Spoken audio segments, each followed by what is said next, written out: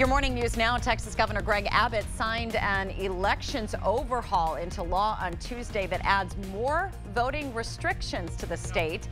This comes after Democrats spent months protesting what they say are efforts to weaken minority turnout and preserve GOP dominance. Abbott and other Republicans say it expands access to voting by increasing the minimum number of early voting hours, but the law also puts restrictions on late night voting.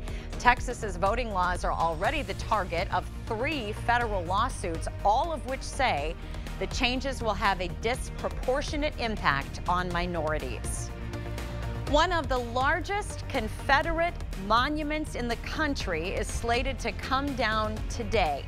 The 21-foot-high bronze statue in Richmond, Virginia depicts Civil War General Robert E. Lee riding a horse.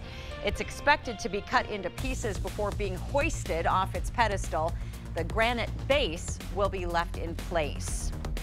Afghanistan has a new interim government. The Taliban announced an all-male group of leaders that is full of veterans from its last rule during the 1990s and 20-year battle against the U.S.-led coalition. The move seems unlikely to win international support. The new leaders need to avoid an economic crisis. Appointed to the key post of Interior Minister is Sirajuddin Haqqani, who is on the FBI's most wanted list with a $5 million bounty on his head. It is believed he is still holding at least one American hostage. Our infrastructure, our playbook as a state, as a country, is not up to the task that is in front of us in terms of these storms.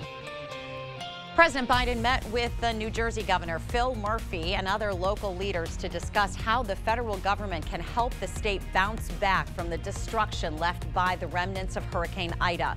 The destruction is leading some to push Congress to pass pending infrastructure legislation to help communities deal with disasters and severe weather.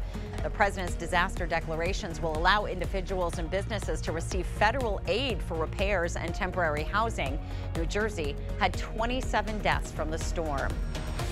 Drivers on the north side of La Crosse will have to slow down this week as utility crews work to replace a water valve. The temporary speed reduction is at the intersection of Caledonia and Clinton Streets. The slowdown will only impact that intersection and no lanes will be closed. Work is expected to wrap up Friday. Happening today, you can share your thoughts about the future of the former fish hatchery building in Riverside Park. The La Crosse Park and Rec Department will hold the first of 2 public input sessions about the building. Changes proposed last month include rezoning the historic building from a public or semi-public district to commercial. This would allow the building to become a wedding venue with a beer garden and a vacation rental on the 2nd floor. The meeting starts at 4 at the Southside Neighborhood Center. A second meeting is planned for Monday. Also happening today, La Crosse firefighters are stepping up to raise money for the Muscular Dystrophy Association.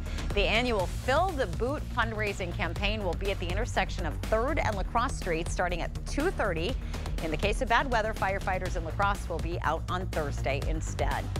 Veterans in Wisconsin can get free tickets to an upcoming Badger football game. The free tickets from the Wisconsin Department of Veterans Affairs are available for the Wisconsin Badger Salute to Veterans football game in October. Requests must be made by this Sunday. We have a link with more information on our website, news8000.com. Temperatures are expected to warm up into the upper 70s to low 80s Friday and Saturday with a slight chance of a shower or storm heading into next week. That does it for us today. We thank you for sharing your morning with us, and we'll see you right back here tomorrow.